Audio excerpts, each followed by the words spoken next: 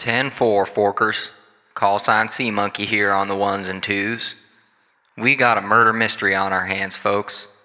Ted Malone was found in the walk-in freezer of Valentine's Diner with one bullet through the chest, wearing that Bigfoot costume just like the guy the boys were fighting in the woods an episode before. I wonder if they're related. Wink, wink. We've also got a strange fish man running around and cops swarming the streets. This is one sad day for the town. Well, I'll switch off this channel and continue to spread the good word on others. Make sure, even if things go bad here, that you don't forget us. Never forget us. Sea Monkey out.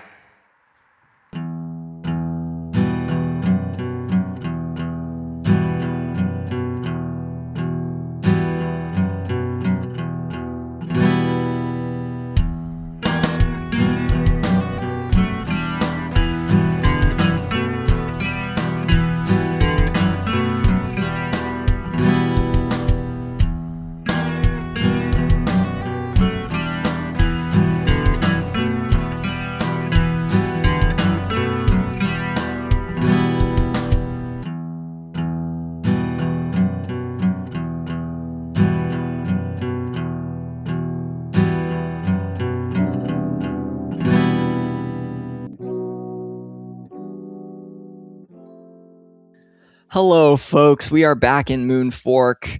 We are here with the usual crew. We introduce ourselves before every episode. So this episode, we're not going to. We're going to mix it up and we're going to dive right in. We've got a number of dilemmas happening. Last time we promised to handle three things.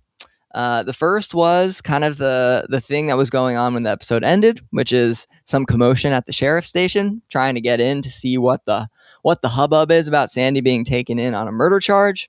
We've got the crab in the HQ that we have to take care of that is still bleeding and is essentially at this point has overflowed its little kiddie pool with blood. And reminder, this blood is like, it's not like red blood or blue blood. It's like a orangey magma colored blood that's just warm. It's like a pee in the pool warm. It's not hot. So you don't have to worry about it harming you, more just like you wouldn't want to get your base waterlogged. So got to take care of that. And then the other thing was folks leveled up overnight with that beautifully healing sleep. And the people who had a good sleep, of course, were Mystic Mikey and Lark. And then Clinton had a bit of a bad evening, so he didn't level up. But before we dive in, let's get those level up stats. We can start with Mystic Mikey. What did you take for Mystic Mikey, Tommy? I've remembered some things about myself that I'd buried for a long time. I would say the power of my friendship is helping me rediscover some core memories about myself, some of which are great and some of which are very dark and evil. And so Mystic Mikey has rediscovered his dark past. I dabbled in the worst sort of mystical arts before I became one of the good guys, if you guys can believe that. I trawl through. If I trawl through my memories for something relevant to the case, I can roll plus weird. On a 10 plus, I can ask the keeper 2 questions. On a 7 to 9, ask 1. If I miss, I can ask a question anyway, but that will mean I was personally complicit in creating the situation I'm now dealing with. Which pretty good. Knows? Yeah. The plot thickens. The questions are: when I dealt with this creature or one of its kind, what did I learn? What black magic do I know that could help here? Do I know anyone who might be behind this? And who do I know who can help us right now? Pretty good. And this is can you name the exact move this is and what playbook you got it from? This is an expert move. Expert. Yeah, which is my core class. So I just went 1 point deeper into expert. Sweet. Nice. Yeah. And we'll come up with obviously what those traumatic memories are when you invoke this move. But as we were talking about offline, I imagine it would have something to do with your spelunking around in the caves underneath Angel Falls when you were younger and maybe blocked out a memory or two that is going to rear its head at some point. And that's one of the cool parts about the game is that like as we play, we can make up the fact that you're having memories about something that I come up with that we maybe wouldn't have even talked about. So it's a fun way to tell group stories. Lark, what are you going to go with? So as we, progress into this game, I'm realizing more and more that I'm playing a bit like a mundane class, and I'm going to lean into that. And based on my prior, sorry, my cat is joining in. Based on my prior activities, I'm going to go with what could go wrong. So whenever you charge into immediate danger, which I tend to do, without hedging your bets, hold 2, and you can spend your hold on inflicting an additional point of harm, reducing someone else's harm by 1, or take 2 forward on an act under pressure roll. And we were also talking prior about how Johnny said that it's been done where you can just transition your class from one thing to another. So maybe eventually I'll leave the flake and head towards the mundane, because that is a little bit more fitting based on how I've, played this. So kitted yourself out. Yeah, it's something you can do when you're leveling up, and then if you do want to switch over, you'll obviously do the work that goes along with just picking new stuff based on the playbook, and then we can put your points that are currently in the mundane moves into something else if you wanted, or you can just keep those and have more mundane moves. So that sounds like a plan. And that housekeeping out of the way, where do we want to start, folks? Do we want to go for just like resolving what's happening at the police station and then figuring out the crab? Or do we want to kind of retcon and say when you were back investigating to make sure that nothing kind of bad went down at the HQ that you took care of the crab then? Totally up to you with how you want to take this. I'm kind of interested in solving the immediate situation at hand, personally. Okay. But I'm open to discussion. I mean, we just saw a crazy thing. So I mean, the crab is kind of boring, but also it's like a clock in the background that I'm excited we remembered, So we'll just keep it there and we'll see what happens with it. It's not, we'll come back to it soon. Like I said, it's not going to be like a devastating. It's just you're going to have to clean up some blood in your HQ. It's not really exciting for the listener. So let's go. Let's snap back into where we were last time. We've got, but I will say before I get into this little bit of exposition, that's what makes, that's what really makes the quality stories. It's that immersive element of like, you have to deal with the crab blood. It's not just going away. And that's why, this is an important story to be telling. So I just wanted to really like point that out and give y'all kudos that you're not letting the crab fall by the wayside. Okay. We are in front of the police station. For some reason, apparently because the sheriff called them in, there are troopers from Yakima, out front, kind of guarding the sheriff's station, not letting you all in. One told you to turn around and look into the woods like a gullibility game. And Lark did turn around and actually saw the fish person that ran away from your previous encounter, peeking out, and then sprinted away once they were seen into the woods. Like in kind of like the first time you saw them, it was just looked like kind of like a person going and running away. This kind of looked like a little bit like the same entity for sure, but like weirdly panicked and kind of like they ran off into kind of woods that have no trail or anything like that. So they're kind of they're just out there. They're vibing. That's what you see. I mean, Lark, you saw this thing. What do you want to do? I'm thinking we chase after the fish. The problem is, well, we know the problem. Is there any way that the cops are interested in this, or no? Do they not care that we saw the fish? So they actually, one of them, the one you were talking to, you were getting into it with him, and he was like, whoa, like that? So he saw it too, and he reacts kind of just like, huh, weird place, but doesn't leave his post. He's following orders. Okay. Yeah, that's what I was wondering. I feel like we should chase the guy down, but I don't know. At least he'll have information, and we'll know. we'll know who's missing. You know what I mean, Mister Crispy. Does it look like something we've dealt with before? This fish guy? It looks like a person wearing like a cheap like mermaid costume, but like reversed. So you know how they have those like mermaid tails sometimes that's just made of fabric? It looks like someone just put that over a person wearing a Speedo. But like a fish head, not a mermaid tail. Yeah. So this is a guy wearing a fish costume. It looks like it, yeah. We could definitely chase a guy down. Yeah, exactly. Like, this is light work. Especially the fact that he's running away leads me to believe that he can't stop us. All right, let's go. Let's chase this guy. All right, Lark, Jack, get him. make sure, Lark, to keep track of your new move. You're not hedging your bets when you're going after this fish man in case things get rough. But okay, Yeah, so I'm holding two. Clinton says, "Lark, get him." Lark, do you just turn and run around off into the woods?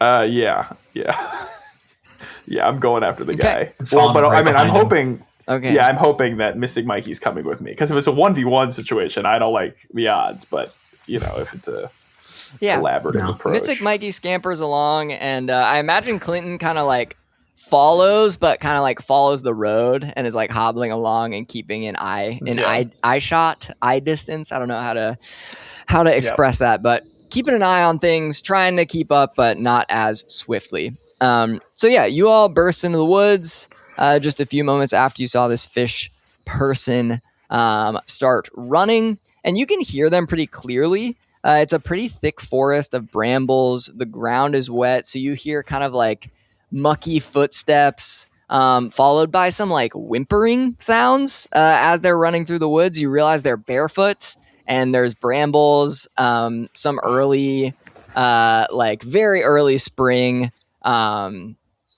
like blackberry bushes and wild berry bushes are like popping up on the forest floor. And so their feet must be getting pretty torn up. And they kind of seem in general in a state of disarray. But you're chasing after them. Go ahead and give me, either one of you or both of you can give me an act under pressure as you try to track them through the woods and potentially tackle them, or do whatever you'd like once you reach them. Okay. Just tell you right now, I failed. My previous. Okay, so Mystic level Mikey up- went for it. What'd your previous level up do, Lark? I was going to say, it's. I've read about this sort of thing before, so I use sharp instead of cool under pressure, and then this new one, I get +2 holds, but one of the holds I can do +2 under pressure, so that's +4. Does that work? Okay. Yeah. Oh, yeah. For Mystic Mikey, Clinton, or is it helpable, Mystic Mikey? Because Clinton can opt to if he'd like. Not helpable. Okay. No. So Mystic Mikey, in trying to follow Lark into the woods, pretty much immediately trips on a big root and like badly twists his left ankle. And Mystic Mikey, as this is happening, you kind of like start rolling on the ground, which is like mucky. You're getting muddy, and cutting your arms a little bit on the brambles. And as the pain kind of throbs through your ankle, you the pain kind of unlocks a bit of a memory that you have from walking through the caves when you were a kid. You kind of described it before as just like, yeah, you had a good time down there. You were like exploring, doing things that normal little children do, and have when their parents say, go play outside, and you had an experience that you thought was your own that you kind of remember as a cozy experience. But almost in like a flickering image, you see these kind of grotesque, scaly creatures, and you feel fear in your chest, and you can't tell if it's from the pain in your ankle or from this latent memory.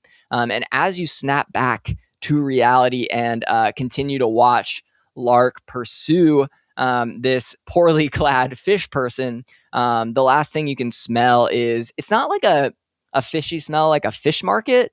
It's almost like this it's like this deep, kind of salty saline smell that you associate with the memory. And a memory that was once kind of cozy and interesting and full of kind of intrigue now feels like it has this edge to it. Lark got a 13. Okay, so you're chasing after this first person. You are able to get up alongside them as they kind of stumble around in the forest. And Lark, what would you like to do with your very good roll there? So on a 12 plus, you can choose to do what you wanted and something extra, or do what you wanted to absolute perfection. So what did you want to do? Also, Mystic Mikey mark experience and take 2 harm for your ankle. I was just going to say, hey, stop, and then tackle. So it's kind of like negating my telling them to stop. But, yeah. Sure. Well, I think if you want it to not be like a physical attack, you can do that since you got a 13. You can just get up alongside them and say, hey, stop, and they will stop. But if you want it to be a tackle, you may. I think tackle works in this situation. Tackle. Yeah. Okay, so you both go down kind of in this heap of limbs and muck. And Clinton, you kind of catch up with Mystic Mikey and support him through the woods as you all come upon Lark and this fish person who he has pinned down. And yeah, that's the scene. What do you do, Lark?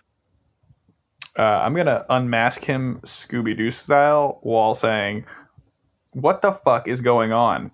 Okay, so you pull off this kind of like synthetic fish costume, which kind of comes off pretty easily. It's like almost like pulling a stocking off of someone's head that was kind of like wrapped around it.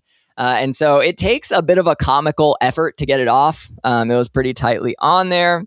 But you reveal the pimply and scared face of the intern that you met way back at the Harvest Festival, who was passing out flyers on behalf of Ted Malone Realty.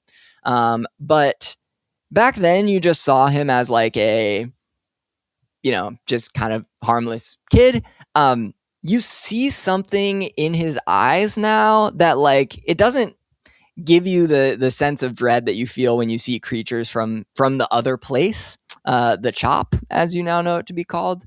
He just seems like really scared and spooked, and a little bit like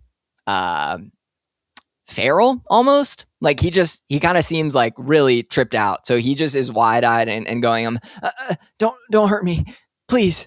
We don't want to hurt you. Why are you guys following us? We didn't mean to escalate last night, but what's going on? Who is the professor? Listen, I don't know why I got dragged into this. I was just trying to get something on my resume, and now I've seen so many things. I just want to get out of here, please. That'll be no problem. Just what have you can seen? You answer the questions? What questions? What have I seen, or who was who, or look, I don't know what happened. They said to come along with them and put on this costume, and then I had to get away. I didn't want any violence to happen. Who was the professor? Who was the guy that got a little torched? Well, wait, what? What do you mean? And you know that he wasn't Ignore there. that last part.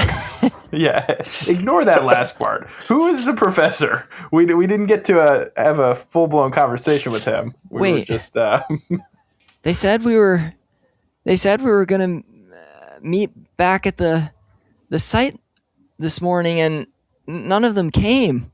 What do you mean got torched? Oh, God. We'll let you go, no problem, if you just answer the questions. Don't worry about it. You might read about something in the paper, but we intend you no harm. How do I know you're telling the truth? I've been lied to so many times, and I've been running because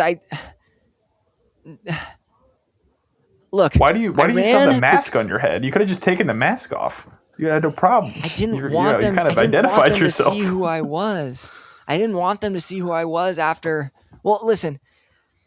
Turner and Ted told me to kind of make a distraction and to try to like get you all to run after me. But then like when I took off, I just was like, what the fuck am I doing? And I started running. I ran so far. I do cross country in high school. Look, I'm still a high schooler, and I'm running and it just makes me feel free. And I ran all the way over to the adjacent town. What's it called? Angel Bluff or I don't know, something Pines. And I fell in the forest there. And I was underground. I saw this guy in a green coat, almost like the trench coats that you're wearing. Not quite. And oh, he was so mad that I was there, and he almost took me, but I managed to get away, and I left the costume on because I didn't want him to see my face. It seemed like he was really going to do me a lot of harm, and did he say anything? Then I came back and was trying to find Ted and Turner and Leonard, and someone told me that they could have been at the sheriff's station, so that's why I came. I didn't mean anyone any harm. So you just fell in the woods and ran back?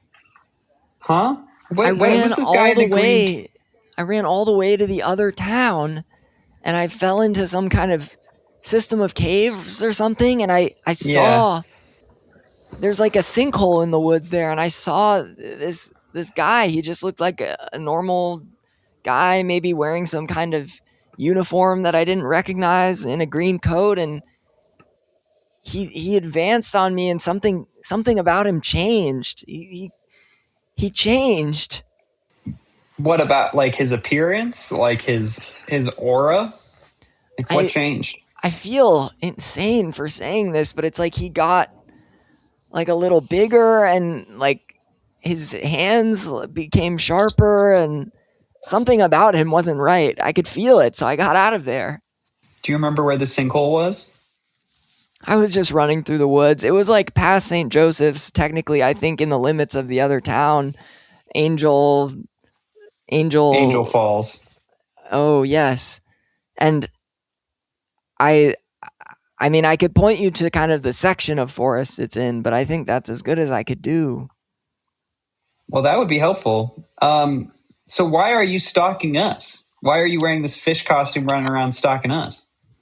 I wasn't trying to stalk anyone. I thought the sheriff's station would be relatively quiet like it usually is, but something must have happened. Oh, God. I was just trying to find Ted and Turner. Why did Ted and Turner want you to come after us? They said that like getting some of the folks who are friends with Ohna and Sandy Dunn maybe could give them some leverage against trying to like quash the movement of the people against their theme park or whatever. I don't know. It wasn't worth it. Nothing's worth it. Resumes aren't worth it. Definitely not. It's never worth getting a real job, kid, is the lesson you learned here. Just avoid getting a real job for as long as humanly possible. And you should not put this... Oh, did they tell you to dress up in costume like them? Yeah. And I was like, why can't I have a cool costume like you all? I just get this fish stocking. Bullshit. Do you want a trench coat? Do you have any more? Yeah. Yeah. See these cargo shorts? Do you have any in pink? Yeah, I got a pink trench coat. Awesome. Thanks. It'll be way better than this kind of semi-diaphanous Speedo I've got on right now. Yeah, for definitely better than that. Here you go, kid. Thank you. And he glams himself up. He looks better, a little less shaken, but still kind of a bit raving. Who else was with you that night, aside from Turner and Ted? Do you know?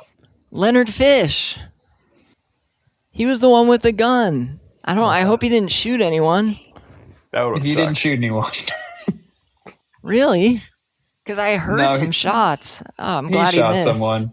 Oh, really? Sorry. Yeah. It happens. It happens to actually our friend a lot. He gets shot all the time. You really shouldn't mess around with guns if you don't know what you're doing. Yeah, that's what my mom always says. I can't believe she made me come up here and do this just for something on my resume. Your mom made you do this just for something on your resume?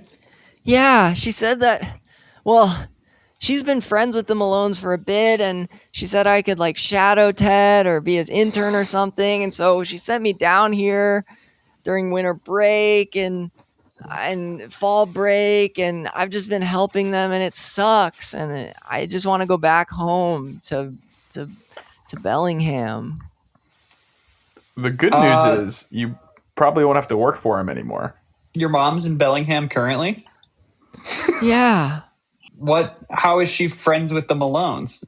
Just by happenstance, or? Well, she grew up in Seattle, actually in SeaTac, not technically Seattle, and they went to school together, her and Ted, and so growing up they knew each other, and then he became this big shot, and my mom married a botany professor at Western Washington University, and now we live in Bellingham, and Ted does real estate stuff, and God, I hope everyone's okay. I'm sure everyone's all right. Don't worry about it too much. Yeah, it's fine. Well, how am I going to get home? Ted was my ride. There's got to be a bus, right? A bus from here to Bellingham? I mean, you'll be able to get to Seattle, I'm sure. But Seattle to Bellingham is still a trek.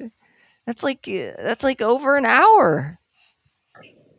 Listen, kid, it's the 90s. You can just get on the bus. It's fine. It's like what people do. All right. You can hitchhike, kid. Yeah, I guess I'll try something. I want to get out of here as soon as possible. Yeah, you probably should. And I would say just keep a low profile for a while. Maybe like don't go looking after Ted Malone or anything like that, just because it seems like there's some negativity surrounding his whole operation, you know.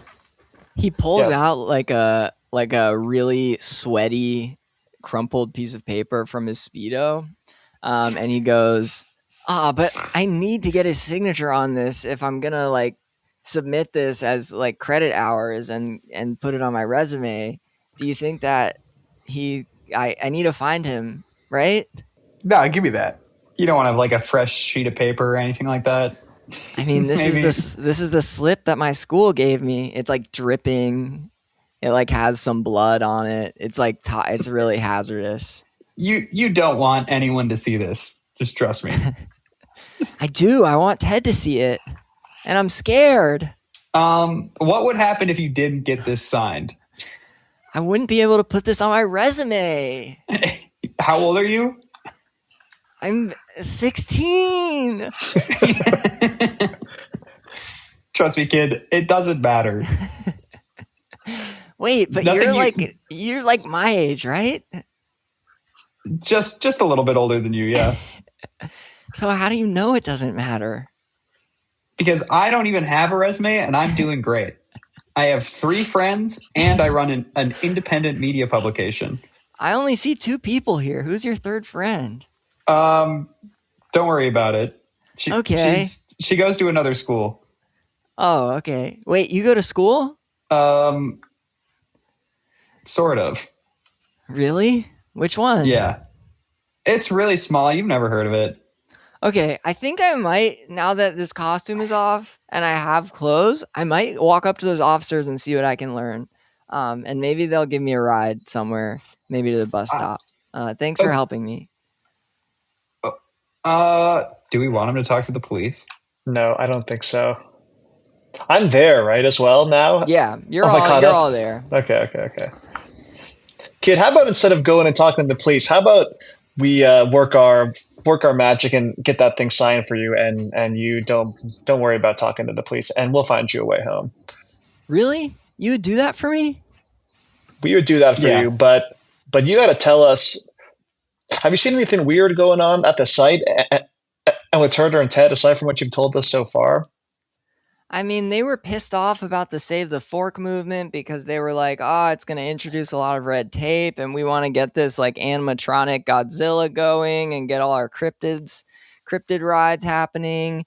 And then like Turner was like kind of like a comically evil villain, old man, rich person, was like kind of doing the thing with his hands where he like rubs them over one another. And he was like, this is going to bring so many people into town.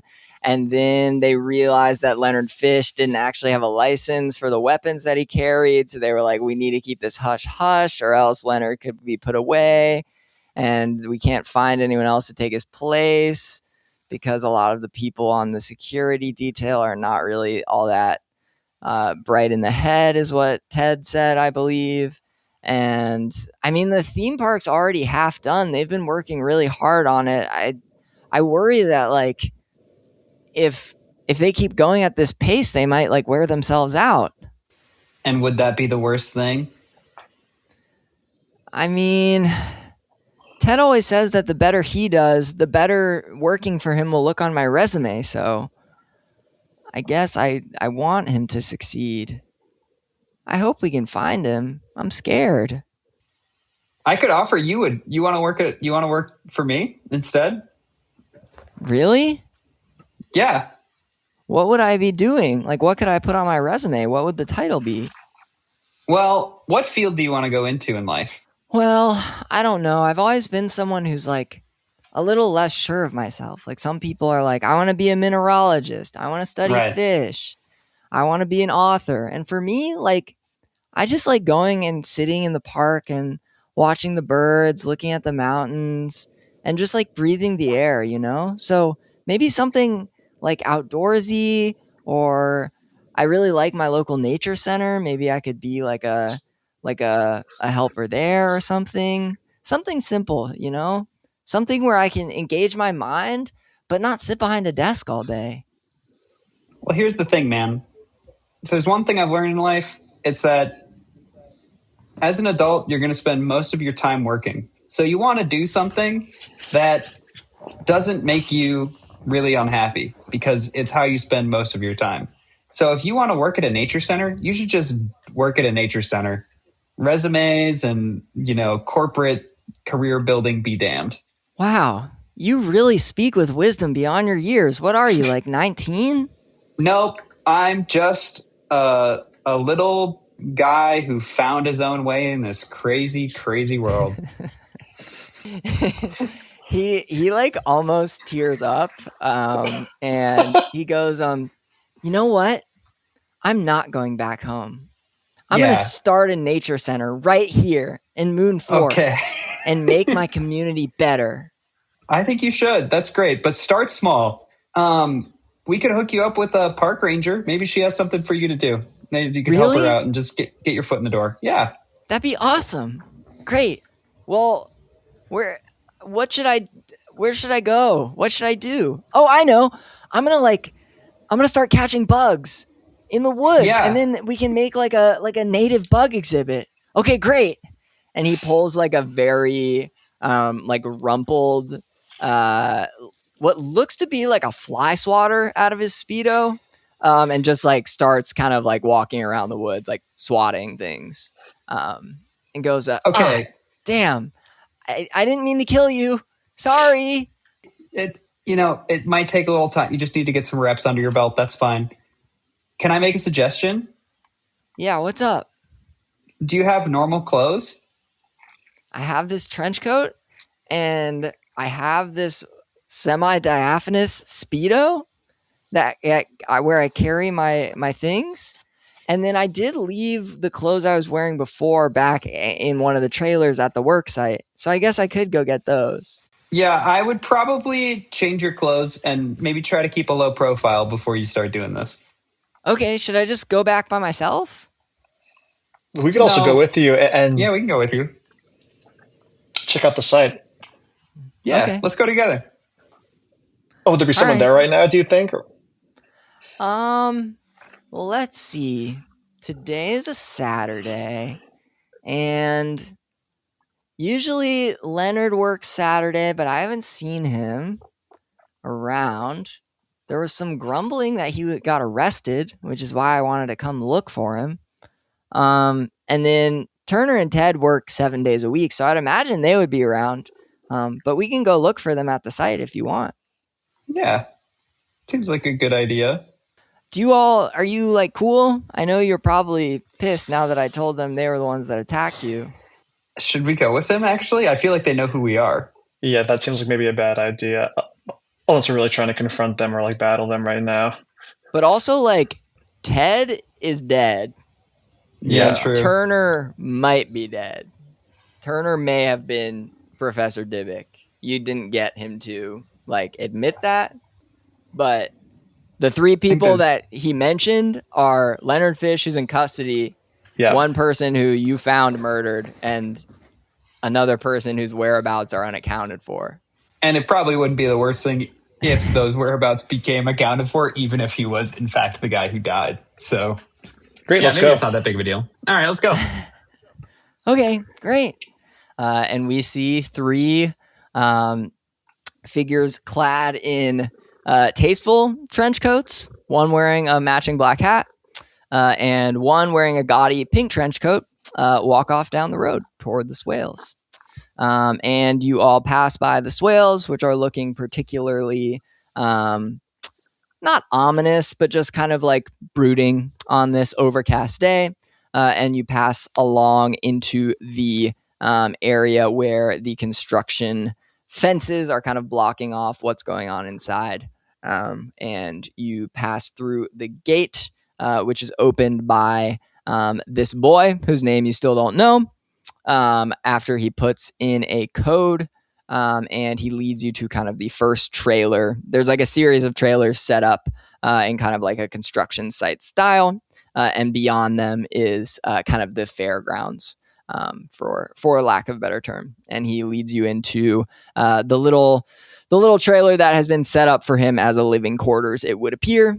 And he goes, "Do you want to like stay here while I change, or wait outside, or is that weird to ask? I don't know. My mom sent me here." We'll let you change in there. Yeah. Okay. Yeah.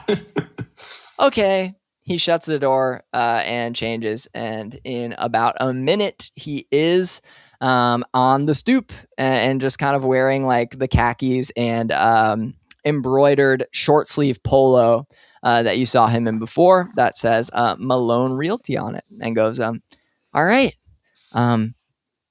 Thanks for bringing me back here. I guess I can." Well, did you want to introduce me to your contact in the Forest Service now, or should I just start kind of like doing my own thing with brainstorming for my nature center? Or well, we can make that happen, kid. But why don't you show us around a little bit first? Can you take us to maybe Turner and Ted's office, just so we can kind of get a lay of the land around the site? Well, they usually don't let me into their office. And technically, just Ted has an office here. Turner kind of sometimes hangs out, but he's got his own thing going over with Bach Construction at the cannery site. So I don't know. Like, maybe it's locked, maybe it's not. It's right over there, and he points to kind of the adjoining trailer, or I should say the adjacent trailer.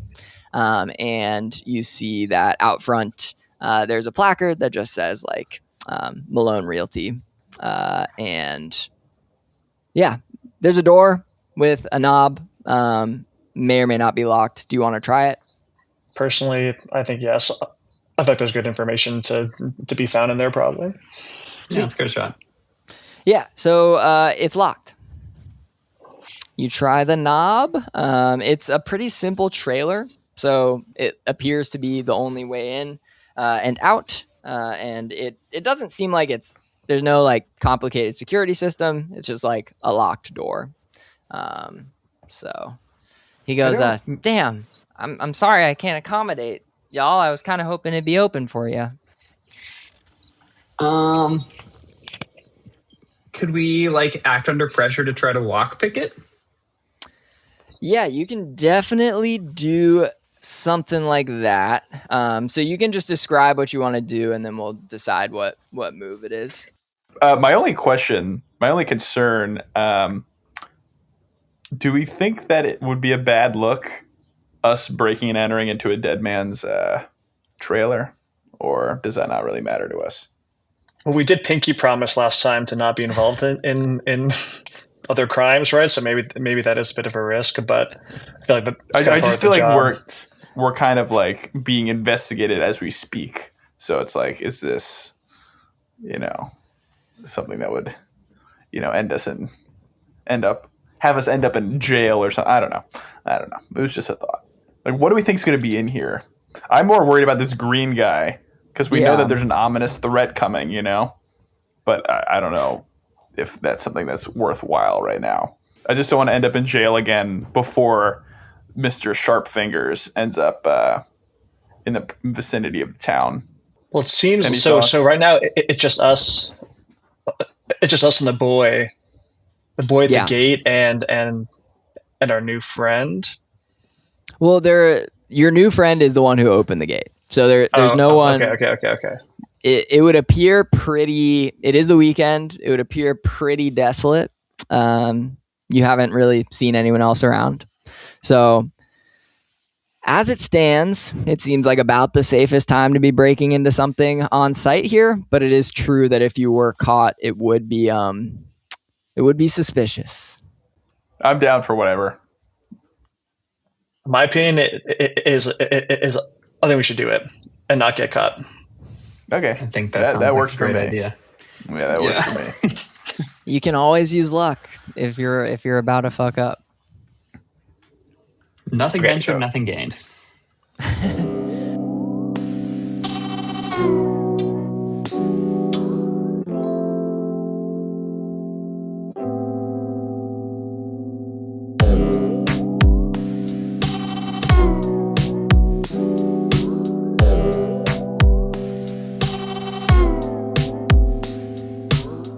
Okie doke. So who is doing what here at the locked door? I will try to pick the lock with my +2 sharp. Let's see. 12. Nice. Yeah. Okay. So on a 12, is this you're using plus sharp for act under pressure, or what was the move you were wanting to do? It's like I said prior, what I've picked up, I've read about this sort of thing, and when I act under pressure, I can use sharp instead of cool, and my modifier for sharp is +2. So you pull out a little bobby pin that you've got. It was left on the. It was in the trench coat pocket. Yeah, well, I was gonna say you stuck it in your pocket after you were released from the hospital. It was left on like the armoire in the hospital room, and you picked it up, put it in your pocket in the trench coat, kind of absentmindedly, and now you pull it out and try to pick the lock with it. On a 12 plus, you may choose to either do what you wanted and something extra, or do what you wanted to absolute perfection. The extra part will be that it looks like nothing. Like there was no pick attempt. You know what I mean? Like sometimes you can kind of tell. Untampered. Yeah. So Lark just kind of nonchalantly sticks the bobby pin in the lock, and the door creaks open, and you find yourself in a pretty, normal looking trailer office. There's a desk with a fairly high tech setup for the times. Got like a desktop computer on there. Must be an early adopter. Got like, access to the World Wide Web, coffee machine. And yeah, it would appear to be just the office of one person. Lots of filing cabinets for documents and all that stuff. And there is a Ted Malone Realty windbreaker draped over the office chair. And the boy, who is wearing a similarly adorned polo with Malone Realty, goes, I've always wanted one of those windbreakers. Damn. I guess we should probably leave the scene as it is, though. You're absolutely right, my friend. You clearly have a future in this.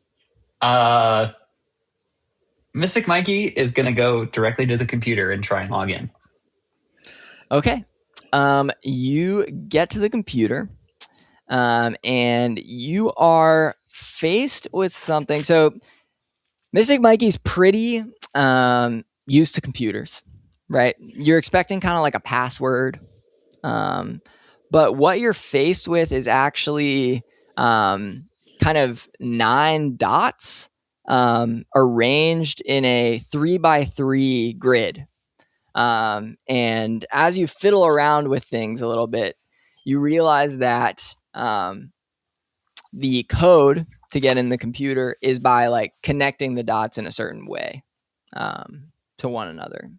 And so it's like a password system that you've never kind of seen before, but it appears to be relatively rudimentary if you knew what to draw. Okay.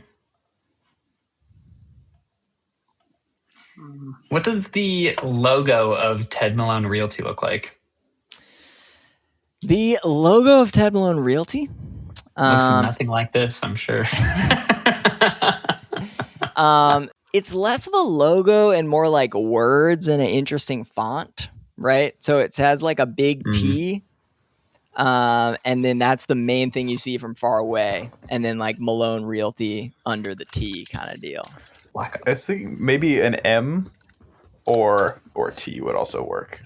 You try an M, and you realize there's not really enough space to get the two like points on the top would mean there would need to be a 5x3, or like have the width be 5, and it's only a 3x3. Hey kid, does this look familiar to you at all? No, Ted says that the young mind is not to be sullied by computers. Interesting. He's probably got a point. He says that people who look at computers before they're 21 start glowing green like you. Well, this is not from the computer, so I can assure you of that. Oh shit! Jack just showed a picture that makes me look like a real fucking idiot. Where you can definitely draw an M with 9 dots. Whoopsie toodles! I had to, save myself here. Sorry. You destroyed me with facts and logic. Okay. I don't know what to do with this little puzzle. Maybe there's something else in here that might. Okay, go ahead, Ty. Yeah, I also have the sight where I can see the invisible and spirit and magical influences. So I'm gonna just kind of like, do I feel my lighter getting warmer or clicking or anything, or like notice anything like when I'm looking around the room that would clearly be like this is some sort of magical influence or significance? No, nothing like that. You've felt the thrall of the lighter before, and you've felt Cronoa trying to help when a monster has come from the chop. And nothing in here seems like that. It seems like kind of straight up and down trying to get people to come for a shitty, questionably built amusement park. Okay. I mean, it does seem kind of fun. Cryptid world in a little Pacific Northwest town. But that's all it is. It's like just someone trying to make some money. Yeah, like I guess the things we would look for would be like communications with the security firm or like messages with them that we could like obviously see, but those things probably won't be out in front of us, I assume. So yeah, so you can investigate a mystery. If you want to like look through the files or try to find something similarly to kind of when you snuck into the old cannery site, you like wanted to see like what was going on there, and you kind of just had to look around the plans to see if you could figure anything out. You can do a similar thing here where you're like trying to figure out what the heck they're doing. If you want to look in the filing cabinet for that and investigate a mystery or whatever you'd like. I'll do that. Yeah. Okay, so while Mystic Mikey and Lark are destroying God with facts and logic about this puzzle, Clinton is leafing through the filing cabinet. I got 8. All right. So on a 7 and 9, hold 1. What happened here? What sort of creature is it? What can it do? What can hurt it? Where did it go? What was it going to do? What is being concealed here? I guess what is being concealed here? Yeah. So what you find is you find actually like a kind of like a naughty list of like the people in town that they're keeping an eye on who could potentially like do trouble to the site. And after leafing through some papers where you're like, okay, they have like a whole profile on Sandy going. They list that she's like a threat because she's trying to like start a community movement against the development. You see they've got some like notes on you all, like what the heck are these weirdos up to? They note the connection with Sandy. And then you come to a file, which is a bit thicker than the others, on Major Gladstone, who you all talked to about the caves. And you note that they have done some digging into Major Gladstone because he claims to be from kind of the military doing geological research. And they checked with like who his superiors would be with the state and the federal government.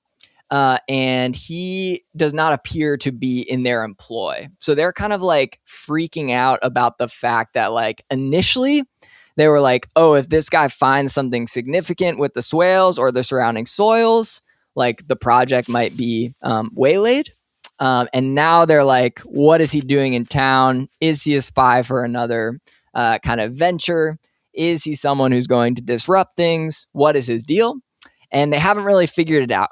But what you find is that he is not a member of the military in the capacity that he says. They're not sure exactly who he is. Interesting. Yeah, that's interesting.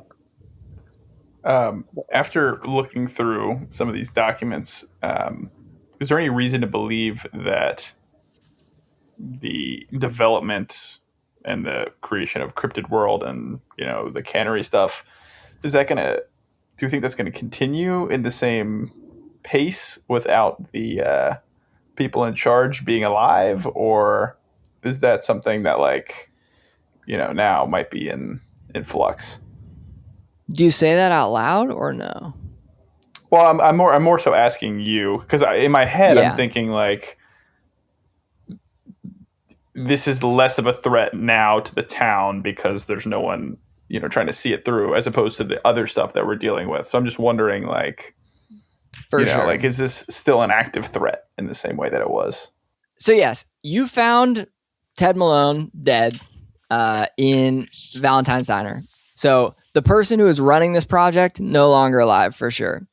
You would likely assume that the person that was torched was Turner Renfro, kind of the only other person who has like the wherewithal or resources to pick up the project. So it would appear that one, if not both of the development projects are in limbo, if they are both dead. And now you can kind of see why someone from the Save the Fork movement, if not Sandy herself, might be suspected just because of her connection with you. And the fact that Ted showed up dead in her diner and she was like kind of against them from the start. So you're kind of putting the pieces together in that, like, now that both of these projects are no longer viable, who stands to benefit the most from that? It makes sense that they might have taken her in on suspicion of that. And is there any way that we could check for like any additional hate that they've gotten, like just trying to see if there's evidence that could point in a different direction other than Sandy?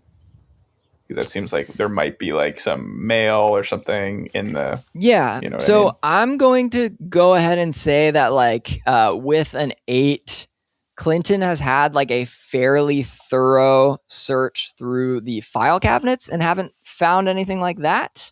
But you could search other parts of the office. You could try to get into the computer to look, But with what you have available to you now and what has been searched so far, you haven't found anything that would lead you in a different direction.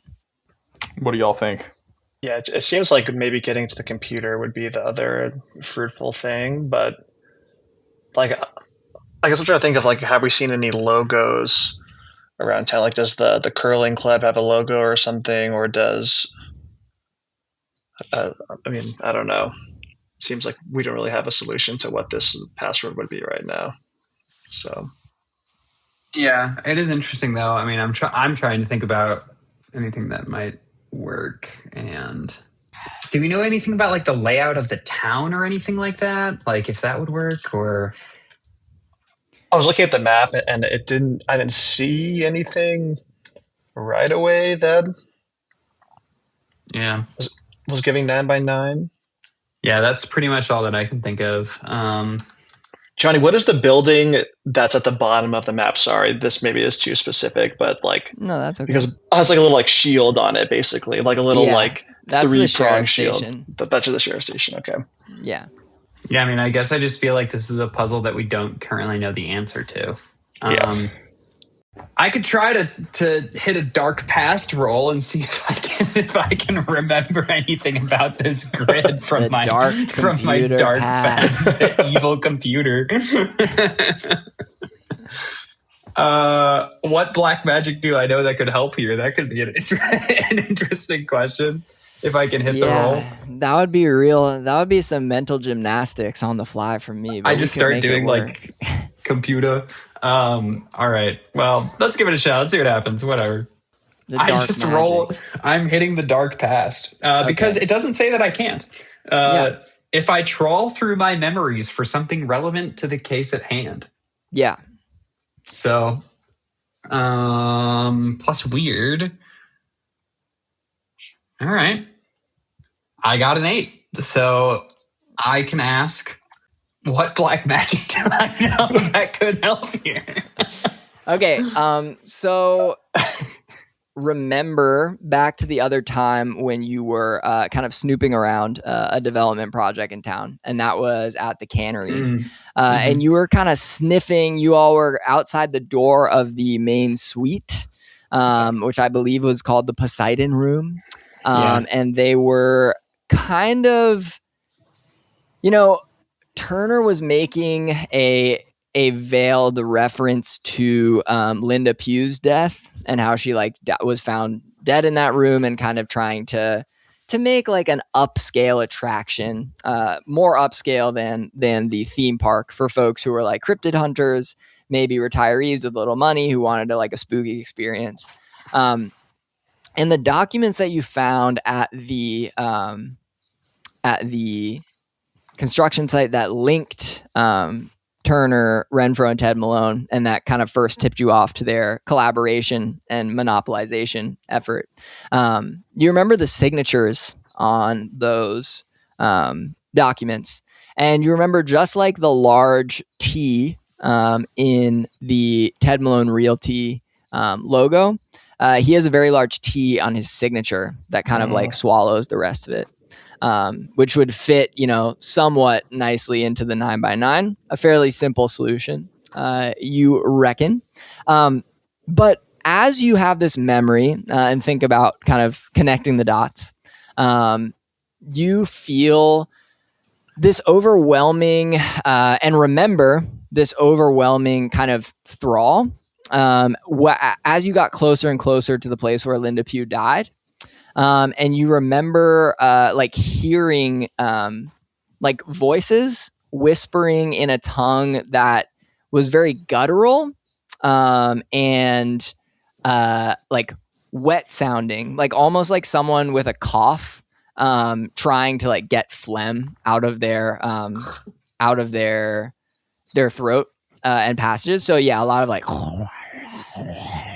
coming from the room where outside of which you found kind of the documents that incriminated the partnership. And as you think of this T and connecting the dots there, you think back to this painful memory that kind of has been sublimated on top of what you were thinking was like a happier childhood memory. And to go along with the heavily saline scented and scaled kind of like cosmic horror elements that now are overlaid upon your memories of the caves, you also hear these kind of like guttural voices. And so you... At this moment right now? No, over the memory and what you it. heard back when you were investigating the cannery. So that's how you get the answer and combine it with the darkness in your past. There we go. I click the dots in a T shape, and it opens up and says, yes. From like a very primitive sound card, it goes like, hello, Mr. Malone. Hello, computer. It doesn't respond, but the boy seems like really taken aback. Obviously, not a lot of technical prowess, and goes, "Oh my gosh, it can talk!" It's pre-recorded. Oh. All right, cool. I start clicking around. Yeah, so you have access to his computer now. A lot of files on it for the business. You got email. And what are you looking for as you're kind of clicking through these different avenues? Anything additional about Major Gladstone, I guess, is interesting to me. Yeah. As well as anything about the caves or anything about the nature of the collaboration between the powers that be here. Sweet. Let's investigate emails. A mystery. Yeah, threatening, or Hillary's emails. Yeah, look for Hillary's emails. We're really I'm trying to appeal to the yeah. Across the aisle. Great job. Yeah, exactly. Reaching across the aisle. Yeah. Let's do kind of a homebrewed investigative mystery roll where I'll let you have info on the number of things that are like the number of questions you would get from the roll. So it's plus sharp as you click around the computer. Plus sharp for me is... I got a 9, so I think that's 1. I think it's a hold 1 situation. It is, yes, unless someone wants to help you with the computer. But remember, it could go wrong if they fuck up. I feel like 1 is good enough. Okay. Major Gladstone feels like the strongest lead right now, so I wonder if there's anything additional there. What do you guys think? Yeah, that sounds right. Okay. I wonder if there's anything additional about Major Gladstone in the documents on this here computer. Okay, yeah, so you see that like they have done pretty extensive research. I mean, it is just like a small outfit who's doing kind of the security scanning. But what you find is not only is kind of this person who claims to be Major Gladstone not in the military, what you find is that they have done some like imaging and research on like pictures. And Ted Malone has been going through the Seattle Times, like older issues, and looking at kind of obituaries and crime reports and stuff like that. And it appears that he has scanned one in or like had one translated into a digital format where you see a picture of a person who looks like Major Gladstone, but they actually are wearing like somewhat anachronistic clothing, like from kind of like the 19 like kind of the turn of the century almost. So like they're wearing like almost what frontier folks would be wearing as they're settling and crossing the west into Seattle and California, and these different places that are kind of that a lot of folks went to in the U.S. As they were just becoming states to look for a new life. And you see the name under this picture in this very old edition of a newspaper is Hardy Gold, and he was pronounced dead after a bar fight in kind of the frontier town of Seattle. So it's somewhat strange. You're not sure what it means relative to like, is it Heart gold? Does it mean that it's his like offspring? Does it mean that it's, some kind of family connection? You're not sure, but it's a pretty spitting image. So you're not sure why that would be the case, but that's kind of the main notable thing outside of the info that Clinton has already dug up in the Major Gladstone file on the computer. And as you are going through, you start to hear some voices and footsteps walking up the ramp on the outside of the trailer. And the boy kind of tenses up and goes, oh my gosh, we're really not supposed to be in here. And Lark, you recognize, it's not voices actually, it's just one voice. And you recognize the voice of Ohna Fellow. But oddly enough, it sounds like she's like talking to herself. And it sounds like she's going like, what do you mean they're in there? Look, you can't just keep saying Clive. I don't know what Clive means. Why did you lead me here? That's what you hear. I think we should stay really quiet. Oh, could we have the kid like put on the thing and try to like have him guide them away, or is that too risky? Do we think? You want to have him put on the fish costume? No, like put on the windbreaker, like and have him act like an employee and be like, nothing to see here. Just closing up for the day. You could do that. Yeah, whatever you want. Cool. I say to the kid, throw this jacket on and get her the hell away from here. Of course. I've always wanted this jacket. And he kind of cracks the door and goes, oh, sorry. Just burning the weekend oil. Is that a phrase? I don't know. Sorry. What can I do for you? I mean, we're closed. You need to go. And she goes, whoa, kid, I'm sorry. I know this sounds really, really weird, but some kind of like figment or dream or something like led me here. I can go. And she starts to walk off down the ramp. And he goes, I did it. I really did it. Does this mean I get to keep my windbreaker? No. Dang it. And he throws it back on the chair. Mr. Mikey, stop stamping on this kid's dreams all day. You can't. You're going to work a job your whole life. You're never going to get a jacket. Give him something to be positive about. I literally told him to get a job that he likes so he doesn't resent adult life. And that's the best advice that you can give any 16-year-old. You're 19, Mikey.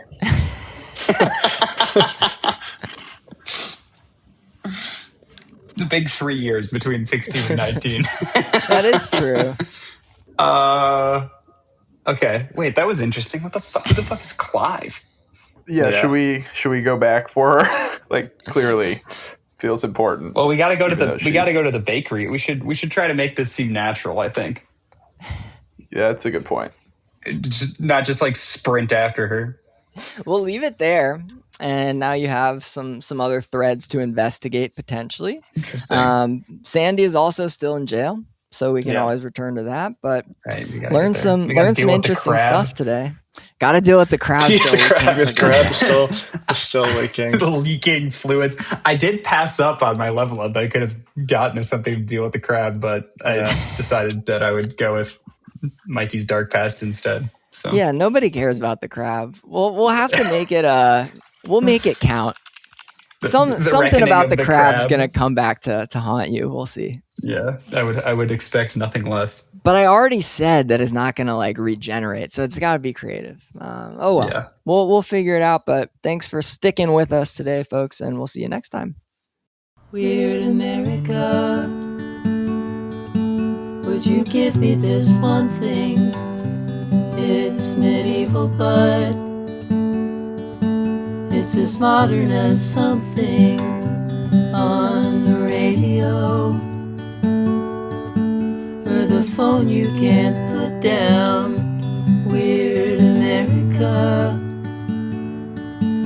I'll be seeing you around weird America. I'll be seeing you on the swells today.